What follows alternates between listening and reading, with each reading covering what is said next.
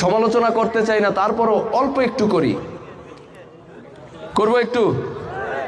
এই যে family card দিতেছে, কৃষি কার্ড দিতেছে, একজন ভাই বলছে, ঠিক আছে ভাই, আমার এই দেশে যদি দুর্নীতি না হয়, বিদেশে টাকা পাচার না হয়, তাইলে ফ্যামিলি কার্ডের দরকার আছে? আমার দেশের পণ্যের দাম তো এমনিই কম থাকবে, যেই টাকাটা বিদেশে পাচার হয়ে যাইতেছে, আমাদের রিজার্ভ কমতেছে, পণ্য আমদানি করতে পারতেছি না, তাহলে এই যে কৃত্রিম একটা সংকট তৈরি হচ্ছে, এই সংকটের কারণে কিন্তু পণ্যের দাম বাড়ে, এবং যার কারণে তারা ড্রপ করছে ফ্যামিলি কার্ড। ফ্যামিলি কার্ডেরই তো দরকার নাই।